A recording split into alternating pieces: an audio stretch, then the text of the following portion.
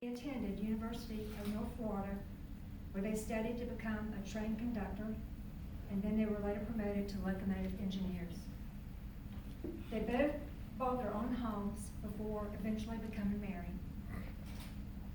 Now I would like to read one of my son's life story in his own words. Hi, my name is Robbie Fuller. I am an addict. I am 39 years old and currently in the Bryan County Jail.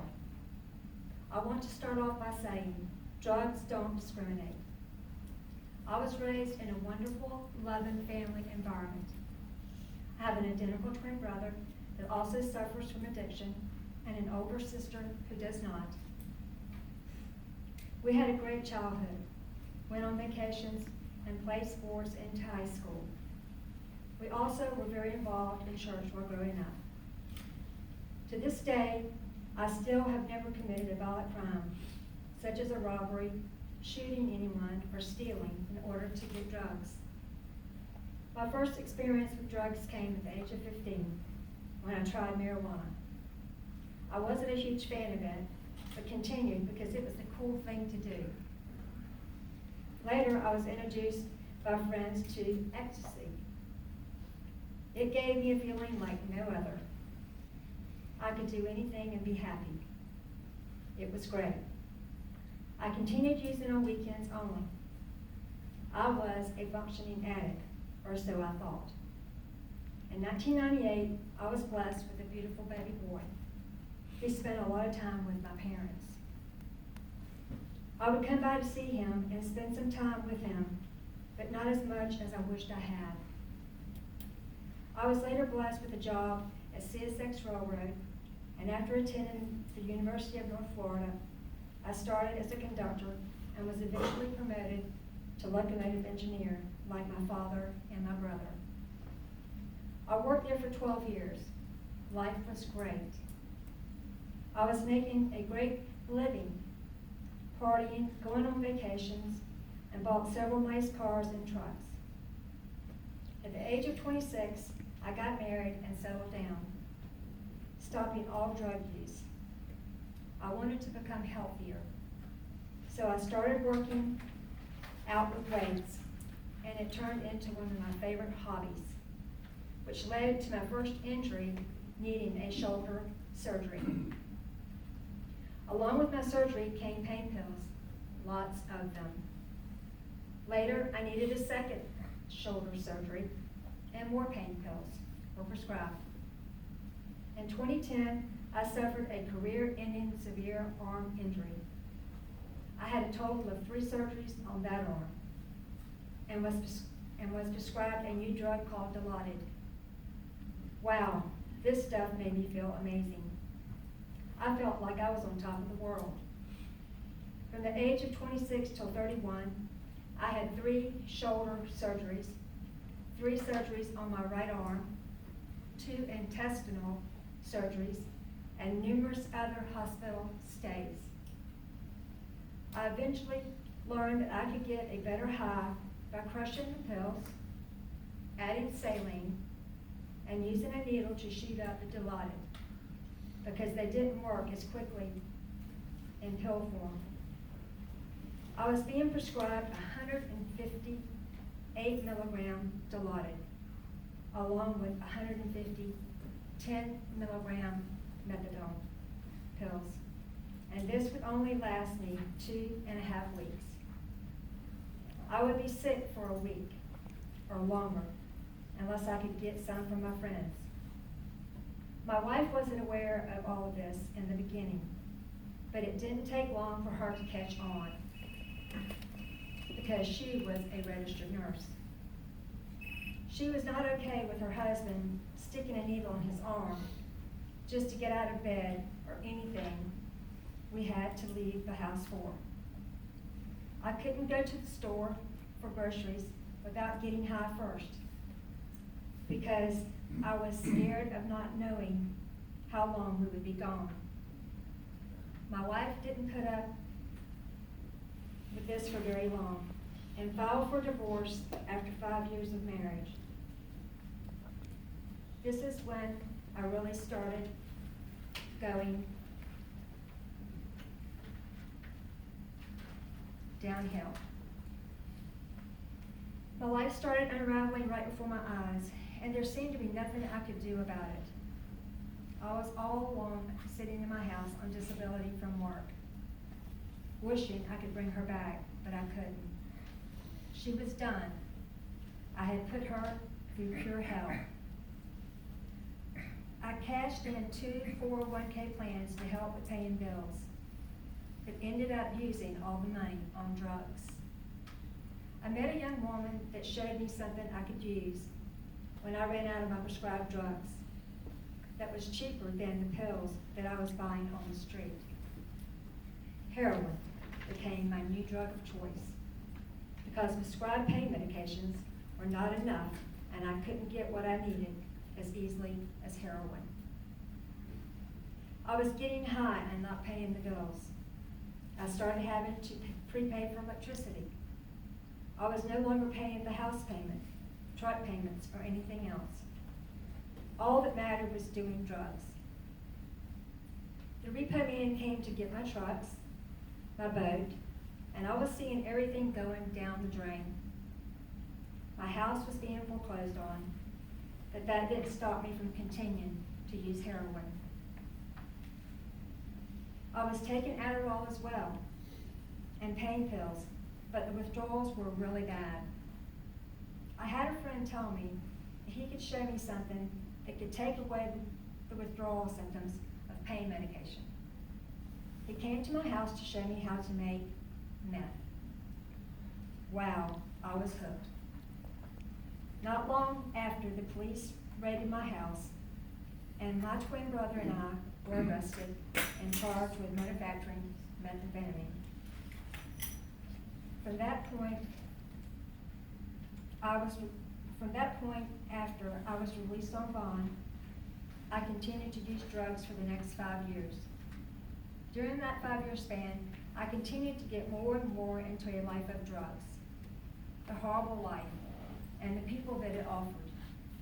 I overdosed and died many times, only being brought back to life with Narcan. I lived from one house to another, never having a permanent place to lay my head. My brother was doing the same thing, and I had to look after him to try to keep him alive as well. I always had to bum a ride to go anywhere, but mainly to look for more drugs. I had lost all material things, my wife, my family, and my dignity. I had lost weight so badly that I was ashamed of the way I looked and only went out at night, always wearing a cap and pulling it down low to cover my face in case I saw someone I knew. My family tried to help me, but I didn't listen.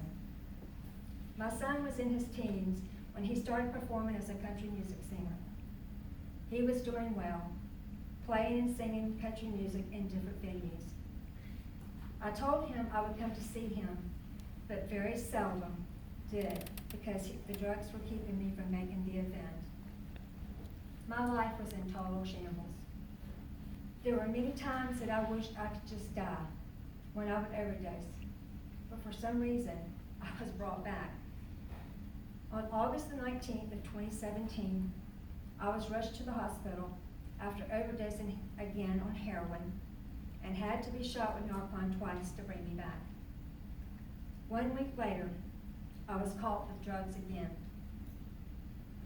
Arrested and sent to the Bryan County Jail, where I currently am waiting trial.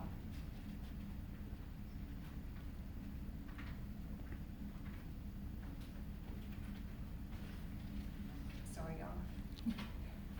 I have now lived half of my life and have missed a lot of things with my family, and I don't have a good relationship with my son. I can only blame it on my drug addiction and the shame that comes with it. Everybody has their own opinion about drug addiction, but until you've been there, your opinion means nothing. Yes, we chose to do a drug, thinking that we would be the one that could control it. You don't control a drug, It controls you. There are some truly blessed ones that have beat it, that don't think that because they're alive, that life is gravy. They fight daily to stay clean and sober. It's a constant battle, and without a higher power like God and a rehab program, it's impossible to beat it. Most people, like myself, are good people that made a bad choice. Battling a drug addiction is a beast for the person addicted and the ones who love them. There are currently no programs in the Bryan County Jail, no literature or books for inmates to read on how to beat addiction. This really needs to change. I hope something can be put into place to help people like me overcome this powerful demon, because the answer is not incarceration, but working with addicts to give them hope for a better life, drug-free.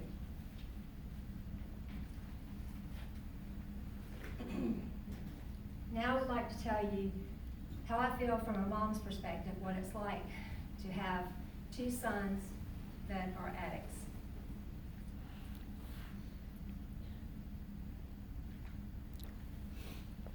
One of the hardest things that I deal with as a mom of an addict, or in my case, two addict sons when they're in the streets, is not knowing where they are, if they are hungry, whose drug house are they sleeping in tonight, who are they hanging around with, if they have overdosed or are they still alive.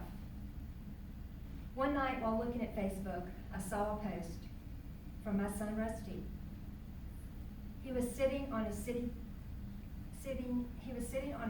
bus bench on the side of the road, and he said that he just wished that God would have a car run off the road and hit this bench and kill him, because he was tired of the life that he was living.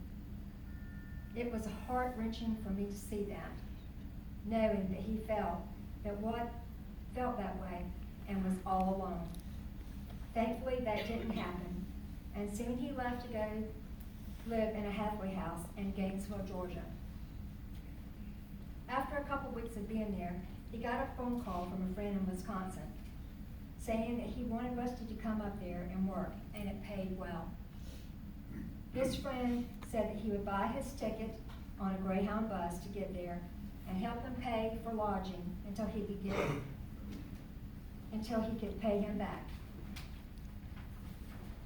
Rusty thought that this would be a great opportunity, but knew he needed to get to Atlanta to catch the bus. He called his sister that he hadn't talked to in several years to see if she would come to Gainesville to get him and take him to the bus station the next morning. Our daughter Joy was receptive to helping her brother, so she drove to Gainesville that night to pick him up. Rusty made the 40-hour trip to Wisconsin, and it turned out to be the best thing he could ever have done. Joy's heart was softened that night, and before going to bed, she wrote on Facebook, "As I go to bed tonight, I'd like to ask all my friends to say an extra prayer for my handsome, identical twin brothers. Many of you know their backstory, and many of you don't. Just know they've been on the road of recovery for a long time. I say road to recovery because I know deep down they've always wanted to recover. Full recovery is a difficult journey. I will never pretend to understand it because honestly, I can't imagine the daily struggle an addict must face. Pray for him that he will stay strong and not lose hope, that our family will be back together one day, and he will be free from the evil that took over his life." In closing, just know that I am here today to tell my family's story, but remind everyone that this could be anyone in our neighborhood. Addiction does not discriminate. Also, know that addicts are people, and they have mothers and fathers and sisters and family that care about them. They are not bad, horrible criminals.